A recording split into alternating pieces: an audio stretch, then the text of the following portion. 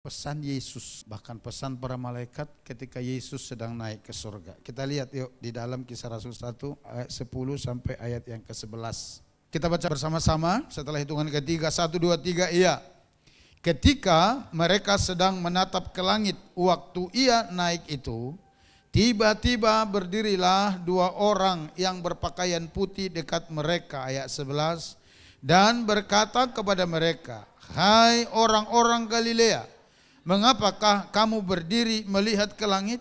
Yesus ini yang terangkat ke sorga meninggalkan kamu akan datang kembali dengan cara yang sama seperti kamu melihat dia naik ke sorga." Bapak Ibu, peristiwa ini terjadi waktu itu di Bukit Zaitun, di mana Yesus naik ke sorga. Nah, ketika para muridnya sedang termangu-mangu, sedang tenganga menyaksikan Yesus terangkat ke sorga, lalu diselimuti oleh awan putih sampai Yesus hilang dari pandangan mereka. Tiba-tiba dua malaikat muncul di tempat itu dan berkata kepada para murid, "Mengapa kamu memandang sedemikian rupa?" Lalu dikatakan demikian, Yesus yang terangkat ke sorga ini, dia akan datang kembali.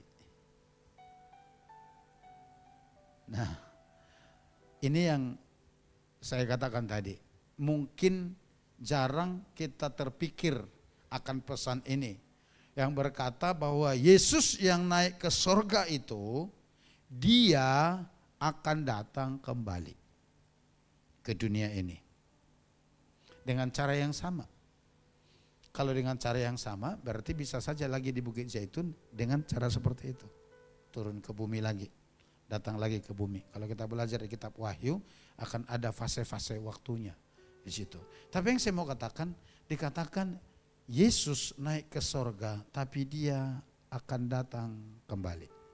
Dan itu sesuai dengan apa yang Yesus pernah katakan kepada para murid-muridnya sebelum dia naik ke sorga. Di dalam Yohanes 14 ayat 1 sampai 3, saya baca ayat 1, Bapak Ibu ayat 2, nanti ayat 3 kita bersama-sama. Dikatakan demikian, "Janganlah gelisah hatimu, percayalah kepada Allah, percayalah juga kepadaku." Ini Yesus berkata. 1, 2, 3, iya.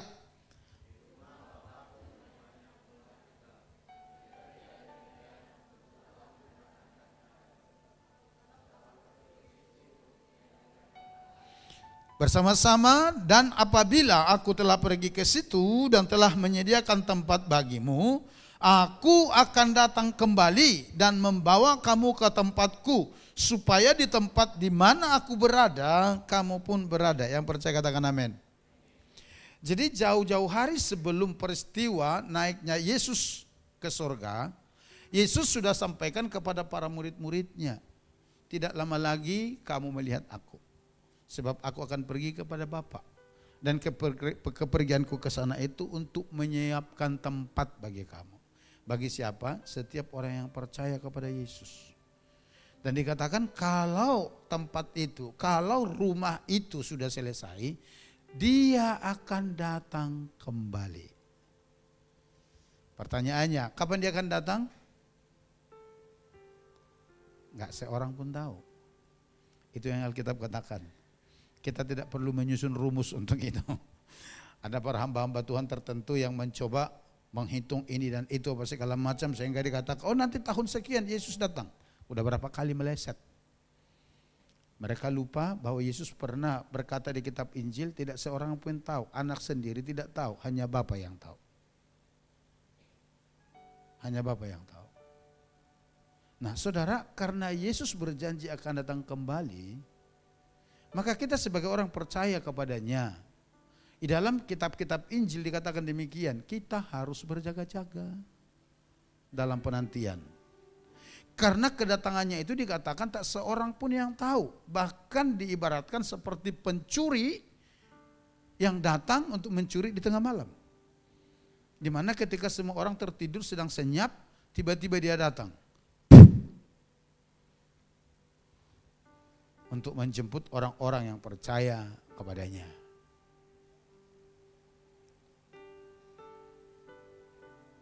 Nah, atas dasar itu saya mau mengajak kita merenungkan renungan dari firman Tuhan ini, setia dalam penantian, saudara. Karena setelah Yesus naik ke sorga, semua orang percaya di dunia ini masuk di dalam zona penantian itu. Semua kita masuk di dalam area, mungkin rest area enggak lah ya, karena bukan istirahat. Tetapi di dalam area di mana kita sama-sama menunggu. Dan itu yang sedang kita alami sekarang. Dan di dalam menanti itu kita harus persiapkan diri. Mau tidak mau, suka tidak suka. Karena penantian kita, sikap kita dalam penantian akan sangat menentukan apakah kita nanti benar akan berjumpa dengan Dia. Sekalipun ada banyak orang berkata menunggu itu adalah pekerjaan yang sangat membosankan. Dan itu Alkitabiah. Nanti kita lihat ayatnya, ada kok ternyata dalam Alkitab. Ketika orang-orang menanti belum datang, nah lalu mulai mereka resah dan gelisah. Sehingga muncul berbagai reaksi di dalam penantian itu. Karena apa? Menunggu adalah pekerjaan yang paling membosankan. Nah kalau begitu, apa yang harus kita perbuat sementara kita tinggal di dalam penantian? Yang pertama, tetap setia dan terus berharap kepada Tuhan. Sementara kita menanti di dunia ini, di mana Yesus sedang mempersiapkan rumah bagi kita, firman Tuhan berkata kita harus setia dan terus berharap kepada Tuhan. Tetap setia menantinya. Di dalam Ibrani 10 ayat 35 dan 36 dikatakan demikian.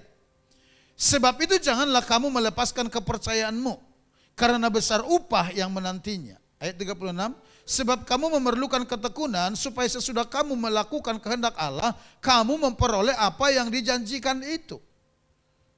Apa yang dijanjikan itu? Banyak, tapi dalam konteks ini berbicara tentang di mana Yesus akan datang kedua kali.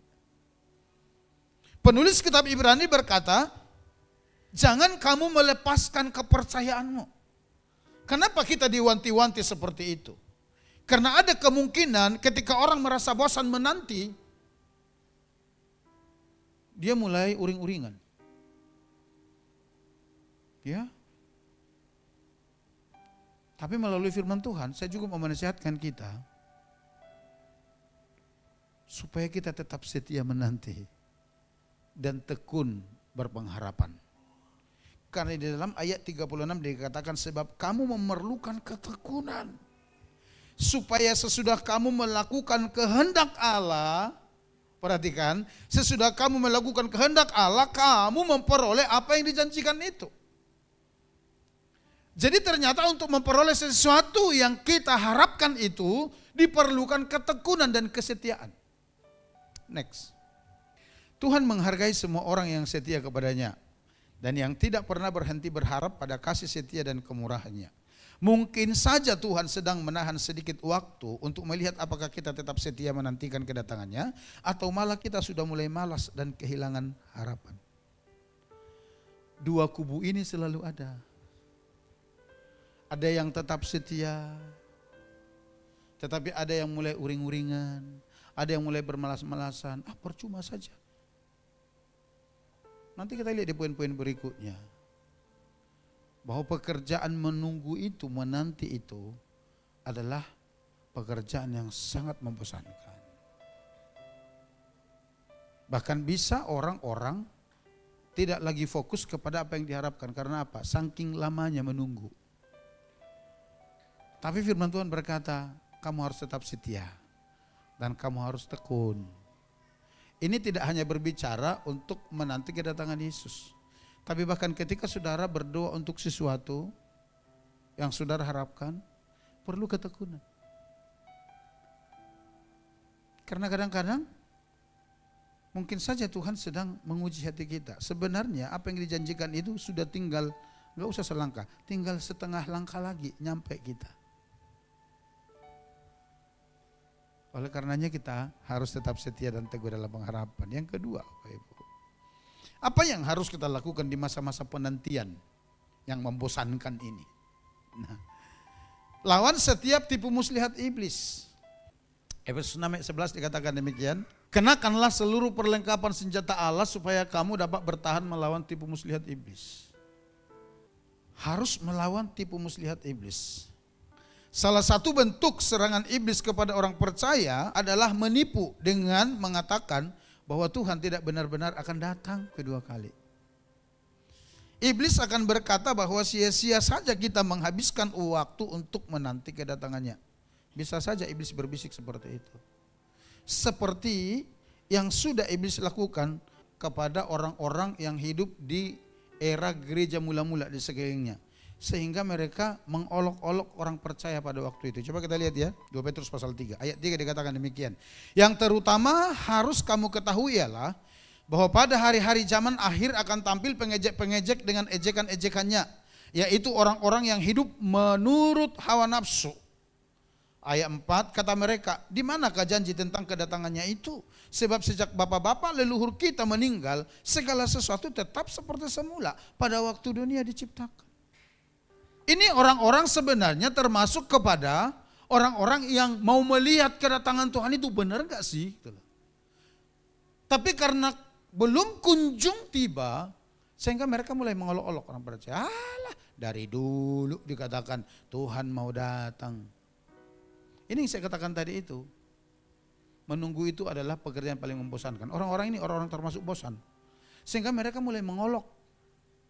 Dari zaman bapak-bapak leluhur kita tetap aja begitu dan janji itu sudah datang. Tapi mana tidak datang tuh. Sehingga mereka mulai bersikap aneh. Tapi apa jawaban Roh Kudus melalui Rasul Petrus? Ayat 9 dikatakan demikian. Tuhan tidak lalai menepati janjinya. Sekalipun ada orang yang menganggapnya sebagai kelalaian. Tetapi ia sabar terhadap kamu. Karena ia menghendaki supaya jangan ada yang binasa. Melainkan supaya semua orang berbalik dan bertobat. Ternyata itu alasannya. Jadi kenapa Yesus itu belum datang? Firman Tuhan berkata, karena Tuhan masih sabar. Tuhan masih setia menunggu. Supaya setiap orang berbalik dan bertobat. Berbalik kepada Tuhan.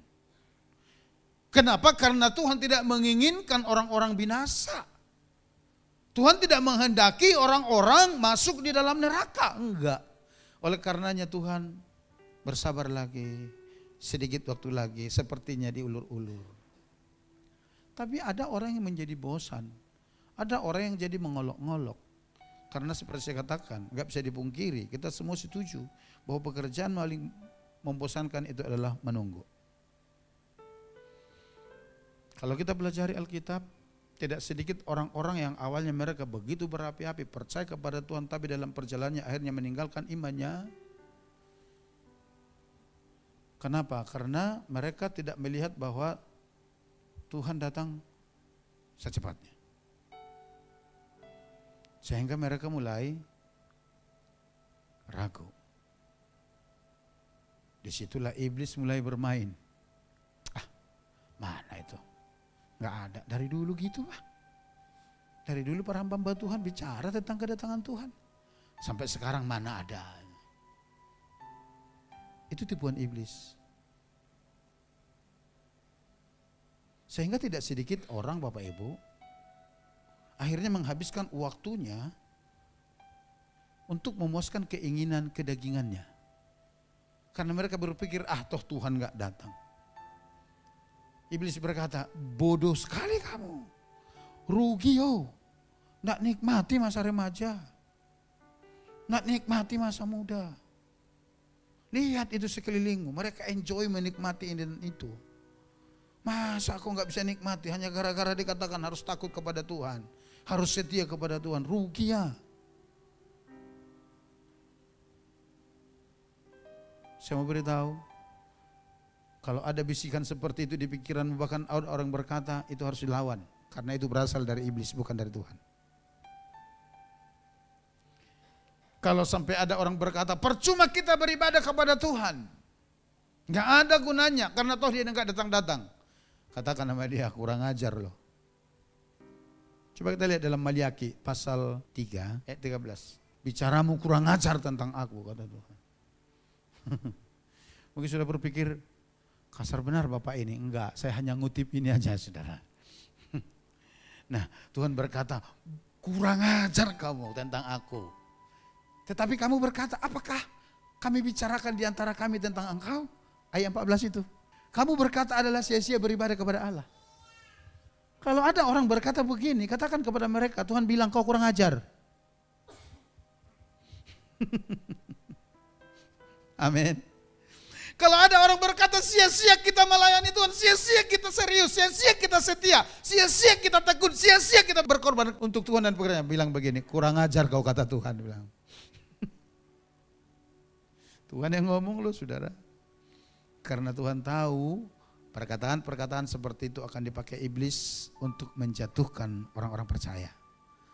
Untuk membuat orang-orang percaya tinggalkan jalan Tuhan. Amin. Coba lihat kiri kanannya. Katakan begini, kalau kau ngomong seperti itu, ku bilang kurang ajar kau. Bilang.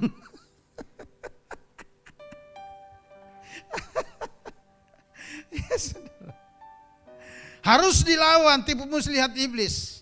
Karena iblis akan berusaha membuat kita jauh dari Tuhan.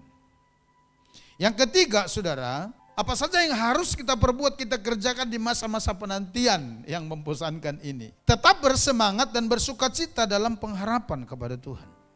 Roma 12 ayat 11 berkata demikian, janganlah hendaknya kerajinanmu kendor, biarlah rohmu menyala-nyala dan layanilah Tuhan. Ayat 12, bersukacitalah dalam pengharapan, sabarlah dalam kesesakan, dan bertekunlah dalam doa. Yang percaya katakan amin. Di dalam penantian kita yang kadang-kadang membosankan, yang membuat kita jenuh, bahkan kadang-kadang kita udah berpikir udah tidak setia, Tuhan berkata, jangan hendaknya kerajinanmu kendor, biarlah rohmu menyala-nyala. Ini benar menyala ini saudara.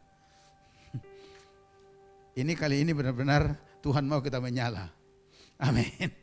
Di dalam penantian kepada Tuhan loh maksudnya. Spirit kita harus tetap eksis, menyala di dalam Tuhan. Karena itu sangat menentukan. Next. Bersukacita di saat keadaan serba baik dan kondusif adalah hal yang lumrah.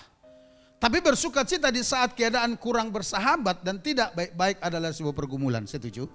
Kalau semua serba nyaman, serba enak, kita bersukacita, melompat, bersorak-sorai, itu lumrah, siapapun bisa lakukan. Tapi di saat posisi kita sedang tidak baik-baik, disuruh bersukacita, itu pergumulan berat Bapak Ibu. Tapi firman Tuhan tadi berkata, bahkan dalam kesesakan pun kita harus tetap bersukacita. Di dalam kesesakan pun pengharapan kita harus tetap teguh kepada Tuhan. Jangan biarkan semangat kita menjadi kendor. Jangan biarkan roh kita menjadi lemah.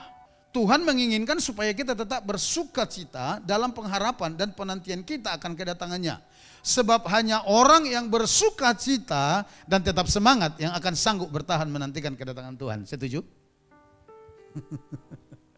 Orang-orang yang gampang berputus asa itu, orang-orang yang gampang menyerah itu, saya percaya mereka akan berhenti di tengah jalan. Tapi orang-orang yang memiliki spirit yang menyala-nyala, sekalipun situasi, kondisi yang sedang terjadi di sekelilingnya tidak sebaik yang dia pikirkan, namun dia tetap bersemangat. Saya percaya mereka akan finishing well. Mereka akan sampai ke garis akhir. Mereka akan mengakhirinya dengan baik. Dan hanya orang-orang seperti itu yang benar-benar mengalami ada pertemuan di udara, pertemuan yang manis. Dengan siapa bertemunya? Dengan Kristus Yesus Tuhan kita. Saya mau beritahu, di masa penantian ini, kesesakan mungkin saja kita alami. Saya mau beritahu, di masa penantian ini, pergumulan mungkin saja menghampiri hidup kita.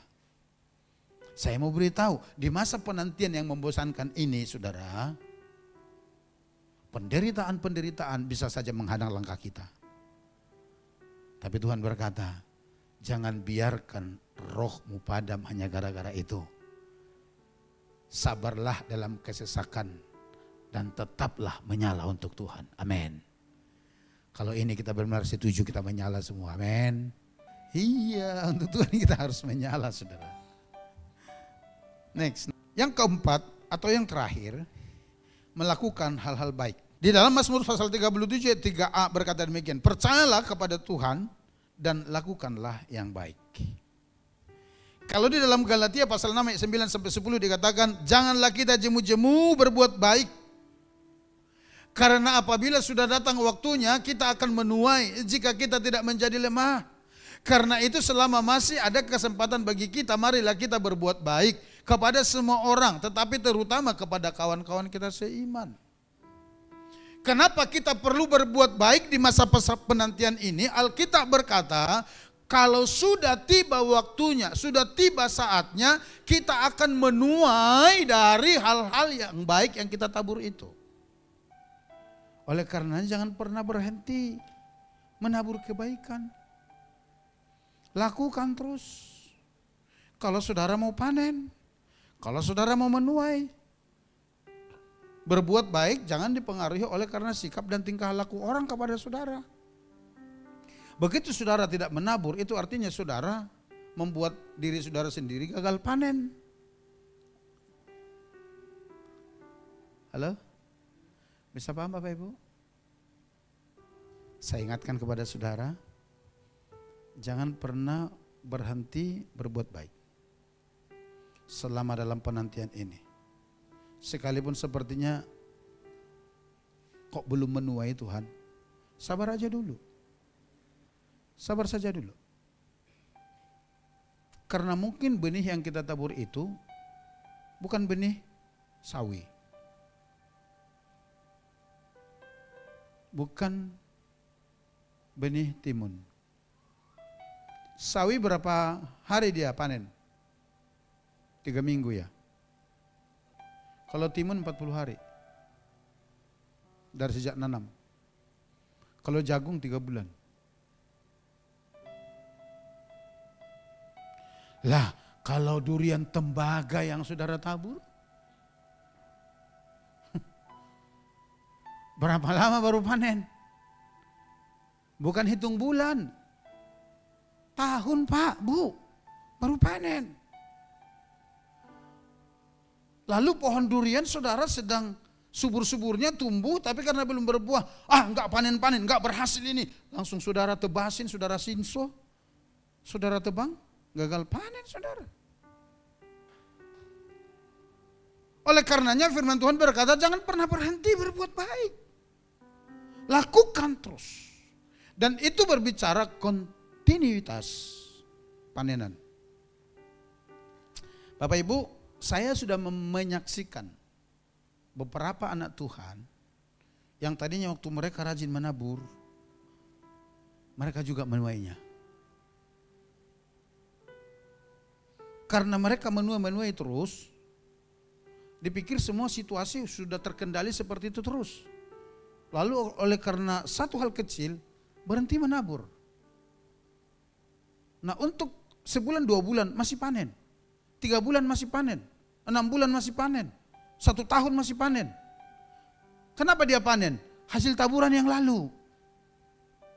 Tapi begitu lewat 1 tahun mulai mengering. Saya menyaksikan orang-orang begitu.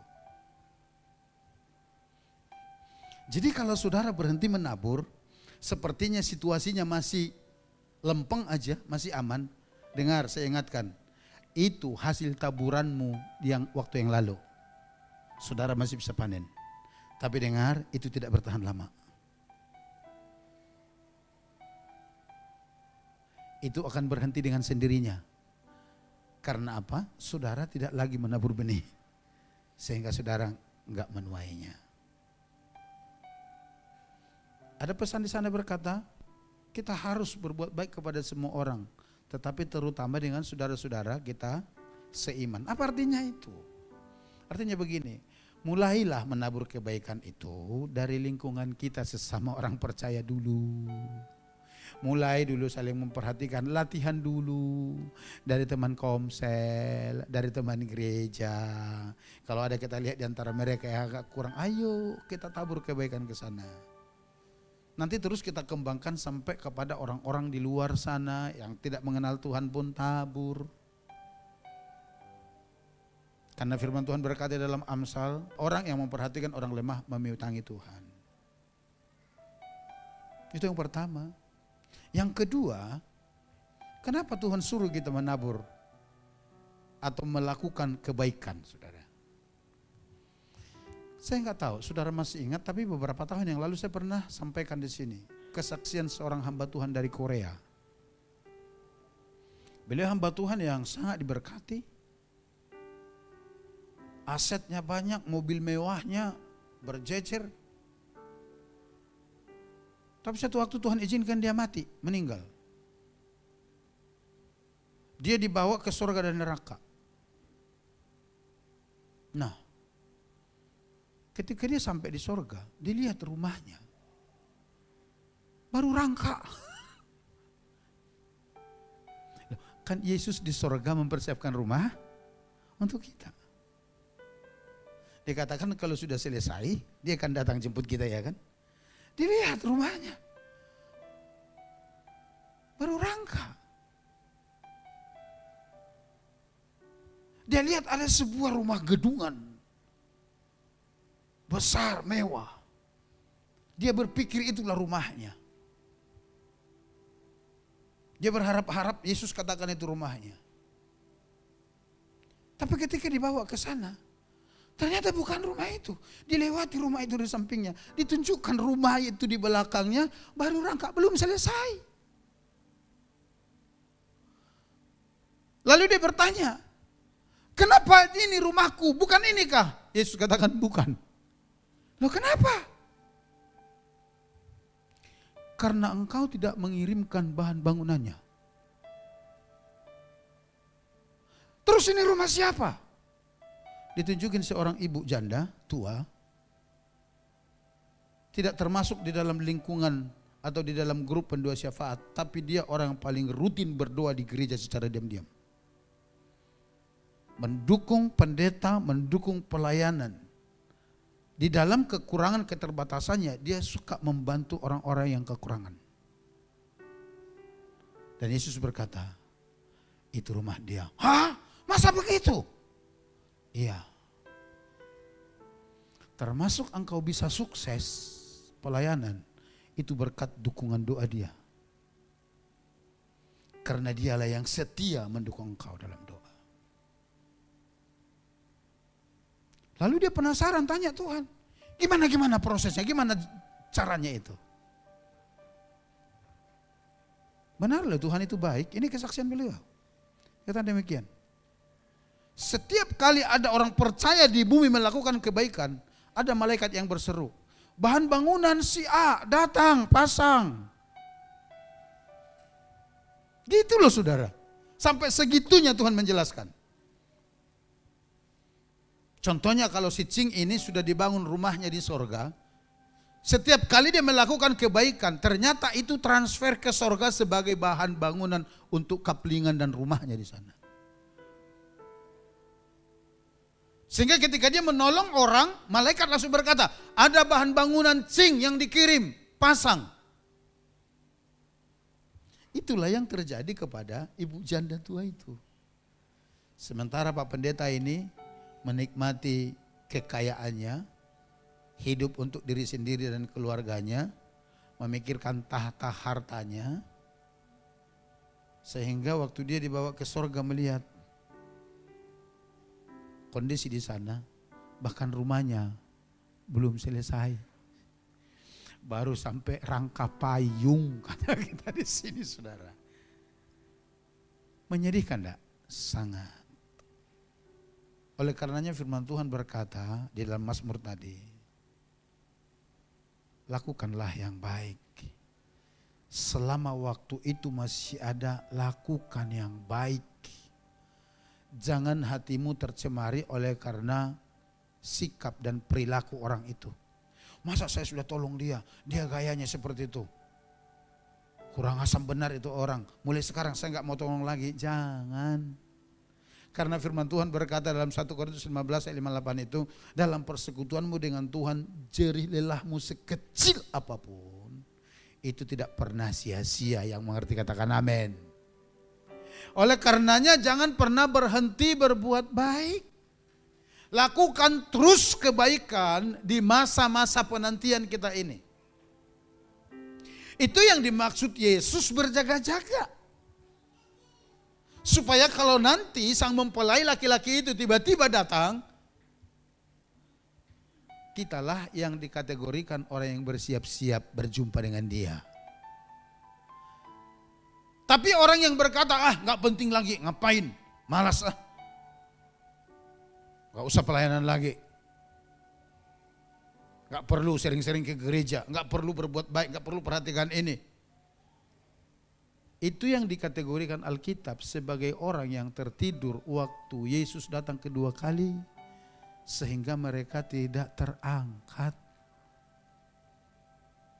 Sampai di sini saudara bisa nangkap?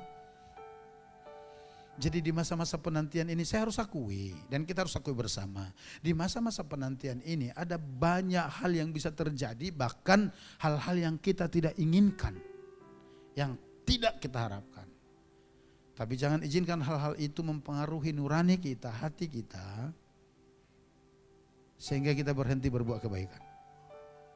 Lakukan terus. Karena ingat, saudara akan menuai. Yang kedua, saudara sedang mengirimkan bahan bangunan rumah saudara di sorga. Di sana ada tukang-tukangnya. Di sana ada Yesus yang mengontrol para tukang itu. Ini bahan bangunan ini, pasang ini bangunan ini, pasang ini. Dan itu tidak akan pernah sia-sia. Amin. Amin saudara. Kita harus mengerti, kita harus paham. Supaya apa? Supaya spirit kita terus menyala-nyala. Next. Berbuat baik pada waktu kesesakan adalah bukti dari keteguhan iman pengharapan kita kepada Tuhan.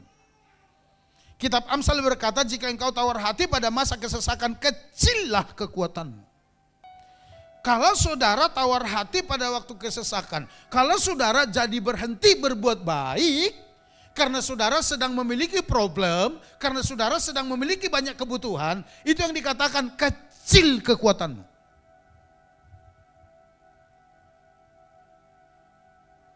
Dan tidak ada nilai plusnya.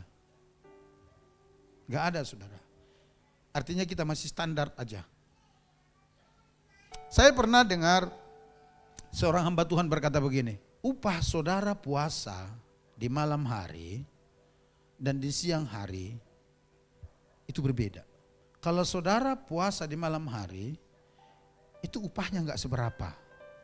Tapi kalau saudara puasa di siang hari, itu upahnya lebih besar daripada di malam hari. Itu yang pertama. Yang kedua, upah seseorang yang berdoa seharian dan yang berdoa semalaman lebih besar upah dua orang berdoa semalaman daripada berdoa seharian. Alasannya apa? Korban. Ketika seseorang puasa di malam hari, nggak ada yang dikorbankan. Orang memang kita biasa udah makan sore udah tidur ngorok, pagi bangun, ya kan saudara? Normal saja. Tapi kalau saudara puasa di siang hari, rasa lapar saudara korbankan. Jam makan di pagi hari, siang hari, 2 kali makan aja sebenarnya ya, sore udah buka. Saudara korbankan demi orang diselamatkan, demi pekerjaan Tuhan. Tuhan sangat menilai itu. Sama dengan doa semalaman dan doa seharian. Kalau saudara doa seharian, ya biasa. Tapi kalau saudara doa semalaman, malam itu seharusnya saudara tidur. Tapi saudara korbankan tidur saudara demi bersyafaat, doain orang lain. Itu upahnya beda. Artinya apa? Kalau saudara hanya bisa menabur kebaikan di saat segala sesuatu baik-baik, uang saudara banyak, kebutuhan saudara tercukupi, itu baru di ambang batas standar. Artinya orang yang tidak di dalam Tuhan pun bisa lakukan itu. Tapi kalau saudara menabur, memperhatikan orang di dalam kekuranganmu, di dalam kesesakanmu, nah itu dia yang Tuhan cari. Karena ada korban persembahan di sana. Amin. Jadi sekali lagi jangan jadikan alasan apapun untuk kita berhenti berharap kepada Tuhan dan melakukan kebaikan-kebaikan. Maju. maju. Karena Tuhan memperhitungkannya bagi kita. Next, yang terakhir ini. Orang-orang yang tawar hati akan berhenti melakukan kebaikan ketika mereka menghadapi hari-hari yang sukar atau hari yang sesak dalam penantian. Tetapi tidaklah demikian dengan anak-anak Tuhan. Di dalam segala situasi akan tetap menghasilkan buah yang terbaik dalam kerajaan Allah untuk kemuliaan Bapa, sambil terus menantikan kedatangan Tuhan Yesus yang kedua kali. Yang mengerti dan percaya katakan amin. Ini yang Tuhan minta dari kita. Di masa penantian ini, entah kapan Yesus datang kita pun belum tahu. Tapi Tuhan mau kita terus berharap, kita terus setia, kita terus tekun dalam pengharapan kita. Melakukan bagian-bagian yang harus kita lakukan. Sampai dia datang, sampai kita berjumpa dengan dia. Alkitab berkata, muka dengan muka berhadapan dengan dia. Maka saya percaya, ketika dikatakan dalam kitab Wahyu itu, dia memberikan upah. Saudaralah orang-orang yang menerima upah yang dari Tuhan. Dan saudaralah yang layak masuk ke Firdaus itu ketika Yesus datang. Saudara merindukannya? Amin. Mari kita sama-sama menantikan Tuhan datang kedua kali di dalam kesetiaan.